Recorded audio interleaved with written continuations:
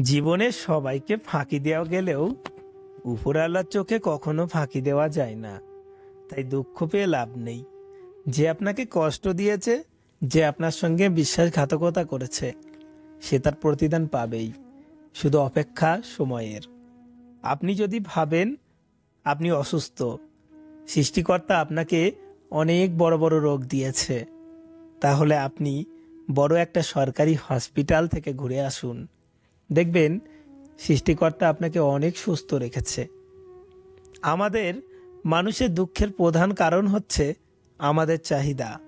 আমাদের চাহিদার কখনো কোনো শেষ নেই। আমাদের কাছে 1000 টাকা থাকলে আমরা লাখ টাকা চাই, আর লাখ টাকা থাকলে আমরা কোটি টাকা চেয়ে বসি। আর এই চাহিদার কারণেই আমরা কোনোদিন নিজেকে সুখী করতে পারিনি এবং পারবো না।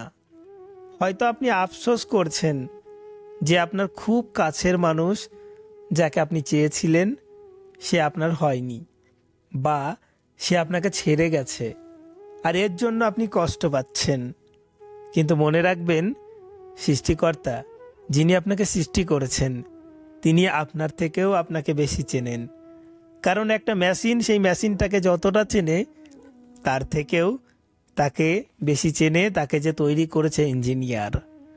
তাই আপনার সৃষ্টিকর্তা হয়তো চায় না আপনি ক্ষতিগ্রস্ত হন, তাই আপনাকে বাঁচিয়ে দিয়েছে। হয়তো আপনি এখনও বুঝতে পারছেন না, আপনি ভাবছেন আপনার ক্ষতি হয়েছে, কিন্তু দীর্ঘ কিছু সময় পার হয়ে গেলে আপনি বুঝতে পারবেন যে আপনার সঙ্গে সেই দিন এই মানুষটা ছিল না বলেই আপনি আজকে এখানে এসেছেন বা এত কিছু পেয়েছেন। আপনার জীবনে যদি অতিরিক্ত কষ্ট হয়, তাহলে মনে রাখবেন যে মাছের কাঁটা বেশি সেই মাছের স্বাদও বেশি। কোনো খেলাতে যে প্লেয়ার সব থেকে ভালো সেই প্লেয়ারকে সব থেকে কঠিন রোলটা দেওয়া হয়। হয়তো আপনি সৃষ্টিকর্তার কাছে একজন খুব ভালো প্লেয়ার, তাই আপনাকে সব থেকে কঠিন রোলটা দিয়েছে। প্রার্থনা করার সময় সবাই ভাবে ভগবান সব কিছুই শুনছেন, কিন্তু নিন্দা করার সময় ভুলে যায়। আবার পুণ্য করার সময় সবাই ভাবে ভগবান সব কিছুই দেখছেন, কিন্তু পাপ করার সময় ভুলে যায়। দান করার সময় সবাই ভাবে ভগবান সব কিছুর মধ্যেই আছেন, আবার চুরি করার সময় ভুলে যায়। মানুষ বড়ই অদ্ভুত। দেখবেন জলে মাছি পড়লে সম্পূর্ণ জলটাকে ফেলে দেয়, কিন্তু তেলে মাছি পড়লে মাছিটাকে তুলে ফেলে দেয়। আসলে মানুষ সত্যিই স্বার্থপর, কিন্তু আমরা এটা মেনে নিতে পারি না। একটা মেয়ে আপনাকে খুব ভালোবাসতো, আপনার সামান্য বিরহ সে সহ্য করতে পারতো না।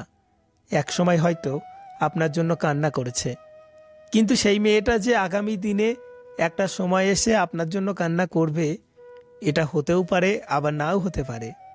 মেয়েরা খুব দ্রুত নিজেকে পরিবর্তন করতে পারে, খুব দ্রুত নিজেকে বদলে ফেলতে পারে। আপনি ভাবতেই পারবেন না সে কিভাবে বদলে যাবে।